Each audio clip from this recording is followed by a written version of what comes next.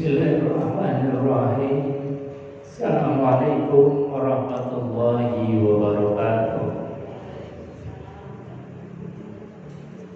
Bismillah, alhamdulillah, alhamdulillahilladzi hadana li hada wa ma kunna linahtadiya laula an hadana Allah. Asyhadu an la ilaha illallah wa asyhadu anna Muhammadan abduhu wa rasuluh. Allahumma shalli wa sallim ala sayyidina Muhammad wa ala alihi wa sahbihi ajma'in. Rabbi shrah li sadri wa yassir li amri wa hlul 'uqdatam min lisani yafqahu qawli. Amma ba'd. Qala Allah ta'ala fi kitabil karim wa huwa asdaqul qailin. A'udzu billahi samil 'alim minasy syaithanir rajim.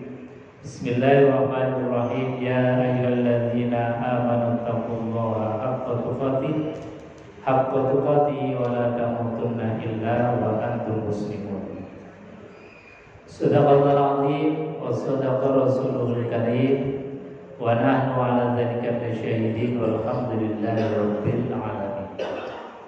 Ibu-ibu dan bapak-bapak yang hadir pada kesempatan sore hari ini, setuju sehat ya? Sehat setuju? Alhamdulillah. Nikmat sehat itu nikmat yang luar biasa, yang kita terasanya itu ketika sehatnya diambil oleh Allah. Ketika sakit itu baru terasa nikmatnya sehat. Tapi kalau pas sehat ini rasanya kok ya seperti biasa. Kemudian jarang mengucapkan kalimat tahmid alhamdulillah sebab sehat. Ini jarang sekali, kecuali setelah kita didatangkan sakit oleh Allah Subhanahu wa ta'ala.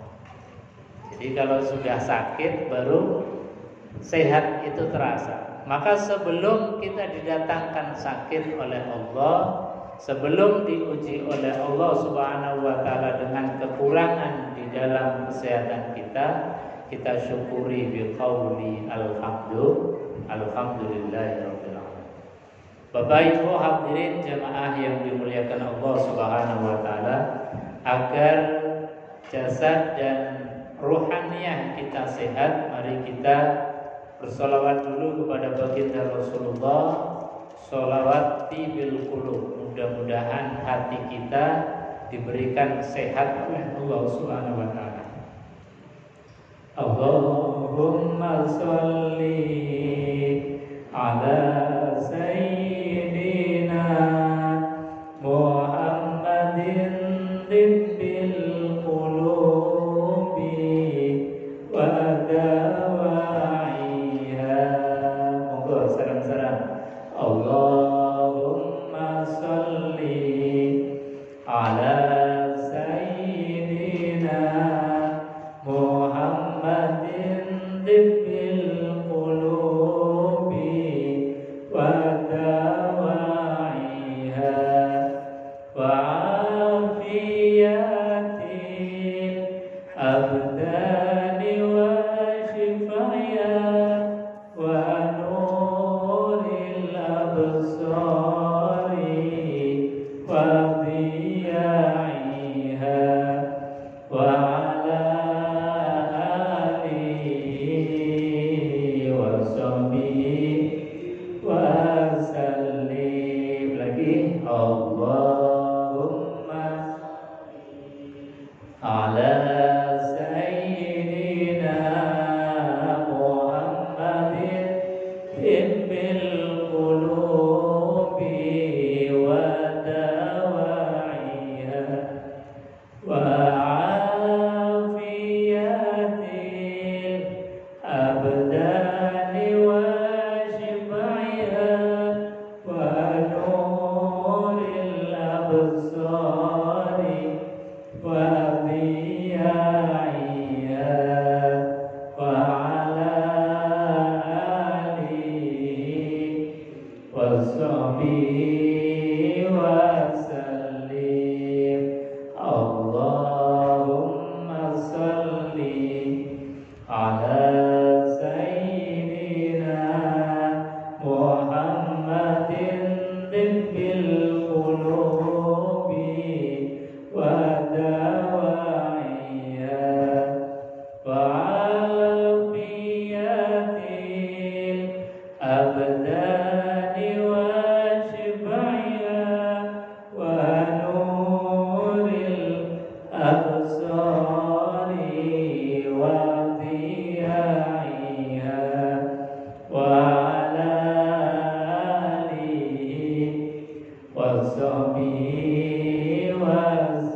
wasallim. Bapak Ibu hadirin jamaah yang dimuliakan Allah Subhanahu wa taala. Tema pada sore hari ini adalah meneladani akhlak mulia dari baginda Rasulullah sallallahu alaihi wasallam. Rasanya lah tidak akan bisa kita untuk meneladani Rasulullah. Susah dan sulit kita mencontoh Rasulullah sallallahu alaihi wasallam untuk meneladani beliau kecuali kita kenal dengan Rasulullah sallallahu alaihi wasallam. Dan salah satu cara mengenal Rasulullah adalah dengan memperbanyak membaca sholawat kepada beliau. Dengan kita membaca sholawat kepada Rasulullah, maka akan tumbuh rasa cinta, mahabbah kita kepada beliau baginda Rasulullah sallallahu alaihi wasallam. Nah, orang ini kalau sudah cinta, apapun yang dilakukan sang kekasih itu rasanya mudah untuk diikuti. Ini orang yang sudah cinta. Kecintaan kita kepada baginda Rasulullah sallallahu alaihi wasallam salah satu yang diceritakan di dalam Al-Qur'an bahwasanya akhlak Rasulullah sallallahu alaihi wasallam adalah beliau orang yang disifati sebagai orang yang siddiq, orang yang benar. Kemudian beliau Rasulullah juga punya sifat amanah, dapat dipercaya. Beliau Rasulullah sallallahu alaihi wasallam juga punya sifat tabligh, yaitu menyampaikan. Dan beliau juga Rasulullah sallallahu alaihi wasallam punya sifat yang namanya fatona, yaitu cerdas. Itulah Rasulullah sallallahu alaihi wasallam. Salah satu yang diajarkan oleh Rasulullah sallallahu alaihi wasallam adalah seperti disampaikan Allah di dalam Al-Qur'an, ya ayyuhalladzina amanu aufu bil uqud. Wahai orang-orang yang beriman, penuhilah janjimu.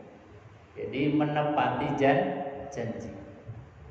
Menepati apa yang sudah pernah kita ikrarkan. Menetapi dan memenuhi apa yang sudah pernah kita janjikan. Ini sampai Allah di dalam ayatnya, ya ayyuhalladzina amanu, wahai orang-orang yang beriman. Artinya apa? Kita ini dipanggil oleh Allah dengan panggilan kemesraan Allah. Kita dipanggil sebagai orang yang beriman ketika kita dalam janjinya itu kemudian ditepati. Setiap kita ini pasti pernah punya janji. Janji kepada Allah Subhanahu wa taala di dalam alam ruh kita dulu. Ketika kita ditanya, alastu birabbikum, apakah aku ini Tuhanmu? Kata Allah Subhanahu wa taala. Maka kita menjawab, bala wa, iya, engkau adalah Tuhan. Ini adalah satu perjanjian kita dengan Allah Subhanahu wa taala, mengakui bahwa Allah adalah Tuhan kita. Kemudian setelah lahir kita berjanji dengan kalimatut thayyibah, asyhadu an la ilaha illallah wa asyhadu anna Muhammadar Rasulullah. Itu adalah janji kita kepada Allah. Asyhadu, saya bersaksi, alla ilaha, bahwa tidak ada ilah, tidak ada Tuhan kecuali Allah, wa asyhadu anna Muhammadar Rasulullah, dan saya juga bersaksi bahwa Nabi Muhammad adalah utusan Allah. Jadi setiap kali kita berucap setiap kali kita berbicara itu adalah wa'dun, janji baik kepada Allah maupun janji kita kepada manusia. Nah, ini janji. Makanya di dalam ayat yang lain Allah Subhanahu wa taala berfirman, wa aufu bil ahdi wal uqud. Penuhilah janji-janjimu, wal uqud, dan penuhilah akad-akad kalian. Ini adalah ajaran yang disampaikan oleh baginda Rasulullah Sallallahu Alaihi Wasallam. Setiap kita punya janji. Bahkan ketika kita misalnya berada di dalam majelis yang namanya akdun nikah, itu ada satu perjanjian yang disifati sebagai perjanjian yang sangat pokok, mitsaqan ghalidha. Ada seorang laki-laki berhadapan dengan seorang wali dari perempuan. Kemudian wali perempuannya itu mengatakan bahwasanya saya nikahkan engkau dengan putri saya dengan mahar sekian. Kemudian diucapkan, dijawab dengan saya terima nikah dan kawinnya si fulanah binti fulan dengan mas kawin yang disampaikan tersebut tunai. Itu namanya janji. Memang bentuknya ucapan. Bentuknya adalah kalimat yang diucapkan melalui lisan kita, tapi itu sebetulnya janji kita kepada Allah Subhanahu wa taala. Dan itu akan dimintai pertanggungjawaban oleh Allah nanti di akhirat. Makanya disebut sebagai mitsaqan ghalidha, perjanjian yang sangat pokok. Karena apa? Perjanjian ini itu disifati oleh Allah Subhanahu wa taala bandingannya seperti ketika Allah menciptakan langit dan bumi. Jadi ayatnya itu berjejeran. Ayat ketika kita melakukan akdun nikah sama dengan ayat ketika Allah menciptakan langit dan bumi. Itu sama-sama menjadi ayat tandanya Allah. Jadi Allah menyampaikan wa min ayatihi an khalaqalakum min anfusikum azwaja. Dan di antara tanda-tanda ayatnya Allah, kebesarannya Allah Subhanahu wa taala adalah Allah mempertemukan jodoh kita. Itu ketika laki-laki ketemu dengan perempuan kemudian diikat dengan perjanjian yang pokok, itu termasuk tanda-tanda kebesaran Allah. Ayat sebelumnya Allah berbicara masalah menciptakan langit dan bumi. Wa min ayatihi an khalqus samawati wal ardh. Dan di antara tanda-tanda kebesarannya Allah itu Allah menciptakan langit dan bumi. Ini luar biasa. Menciptakan langit dan bumi yang begitu luar biasa itu disejajarkan dengan ketika kita melakukan akad nikah. Maka akad nikah itu bukan sembarangan peristiwa atau bukan sembarangan acara, tapi acara itu mulia, agung, karena apa? Disejajarkan dengan prosesi ketika Allah menciptakan langit dan bumi. Makanya dalam hadis baginda Rasulullah SAW, ketika kita itu diundang acara akdun nikah, maka wajib hukumnya untuk hadir, kecuali ada halangan-halangan yang syar'i. Kalau undangan-undangan yang lain mungkin nggak hadir nggak apa-apa. Tapi kalau undangan akdun nikah, akadnya ya, bukan resepsinya. Jadi akadnya bukan pada resepsinya. Itu Kita harus hadir karena peristiwa itu adalah menyaksikan peristiwa perjanjian yang agung, perjanjian yang luar biasa. Karena perjanjian itu menjadikan peradaban umat manusia ini menjadi kokoh. Coba kita nggak bisa bayangkan andai kata kemudian tidak ada nikah, tidak ada akad nikah. Jadi semau gue. Kalau ingin ya kemudian mencari di mana-mana, tidak ada akad nikah. Ini pasti dunia akan menjadi hancur. Makanya akad nikah ini adalah fondasi peradaban yang luar biasa. Ketika kita menghadiri dan mendapatkan undangan akad nikah, hukumnya wajib untuk hadir karena peristiwa itu adalah peristiwa yang luar biasa. Bapak Ibu hadirin jemaah yang dimuliakan Allah Subhanahu wa taala. Juga akad-akad yang lain. Ya, jadi akad-akad yang lain, apakah akad kredit seperti kita itu misalnya pinjaman di Bank Infak Amanah. Ini kan sebentar lagi ada akad.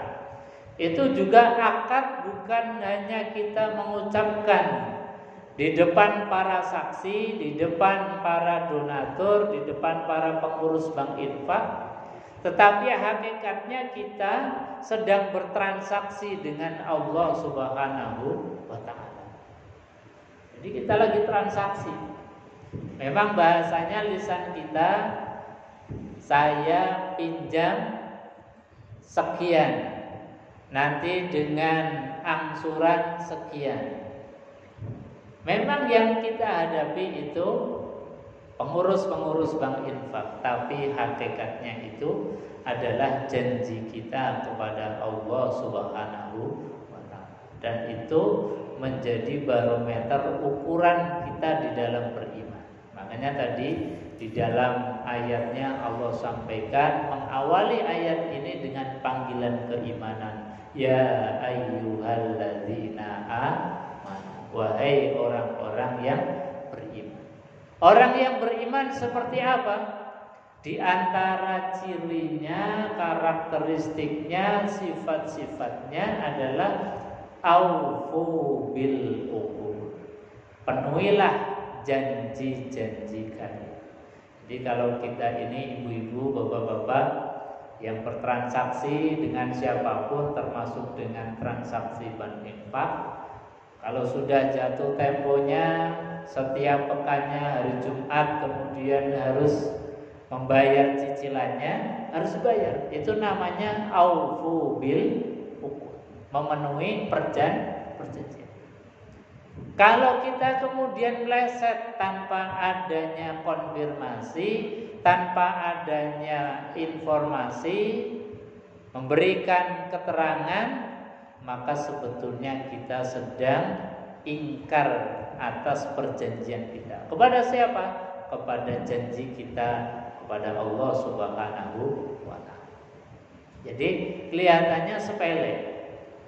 Jadi mungkin mundur 1 hari. Nanti kalau 1 hari sudah kenaan, mundur 2 hari. Mundur 2 hari kenaan, sampai mundur 1 pekan, 2 pekan. Ini bahkan kalau tidak ada kabarnya, tidak ada konfirmasi, tidak menginformasikan, ya tadi itu termasuk orang yang belum mencirikan sebagai orang yang beriman. Jadi orang yang beriman itu ta'awanu 'alal bir, saling tolong menolong di dalam kebaikan. Pengurus itu sudah menolong, mencarikan donatur, kemudian dikelola, kemudian disampaikan kepada panjenengan. Tidak ada bayarannya, dari mulai ketua sampai pengurus itu enggak ada bayarannya sama sekali. Termasuk saya sendiri pembina dari Bank Infak. Itu ya yang ngurusi mikrofon sendiri, ceramah sendiri. Nanti kalau sudah selesai diberesin sendiri. Ya inilah bentuk perjuangan kita, ta'awanu 'alal bir, saling tolong menolong di dalam kebaikan. Maka diharapkan daripada pengurus itu panjenengan juga bisa menolong, bukan hanya ditolong oleh bank infak tapi juga saling menolong. Menolongnya gimana? Menolongnya tadi kalau sudah jatuh tempo kemudian rutin untuk membayar. Jadi Bu Sofi ini gak mumet. Tapi kalau mundur-mundur sampai dengan sepekan belum bayar, 2 pekan belum ada kabarnya, bahkan ada kemudian mundur, nah, yang mumet itu Bu Sofi. Nah, maka supaya Bu Sofi nggak mumet ini wa aufu bil uqud, penuhilah janji. Nah, ini kita berjanji kepada Allah, bukan berjanji kepada manusia. Jadi lafalnya kita memang mengucapkannya di hadapan manusia. Seperti kita akad nikah, kita mengucapkannya di depan wali, di depan orang tuanya sang istri, disaksikan dengan beberapa orang saksi. Itu hakikatnya adalah berjanji kepada Allah Subhanahu wa ta'ala. Sama juga nanti kita akan melakukan akad al-qard atau pinjaman juga sama. Kita sebetulnya sedang berjanji kepada Allah Subhanahu wa ta'ala. Hadirin jemaah yang dimuliakan Allah, karena habis ini ada akad pinjaman, maka saya cukupkan untuk kajian pada sore hari ini. Mudah-mudahan ada manfaatnya. Mari kita saling ta'awanu 'alal birri wat taqwa, bertolong menolonglah dalam kebaikan dan takwa. Wala ta'awanu 'alal ismi wal 'udwan, jangan tolong menolong dalam al-ism. Al-ism itu dosa. Jadi supaya nggak bikin dosa geremengi sampean, misalnya sampean juga bikin dosa sama pengurus yang harusnya bisa tidur nyenyak malah direpoti, itu kan menjadikan kita dosa. Maka supaya nggak dosa, kita tepati perjanjian kita. Saya kira itu, mudah-mudahan ada manfaatnya. Mohon maaf bila ada kurang dan khilafnya. Bila taufik wal hidayah wa ridwal inayah. Assalamualaikum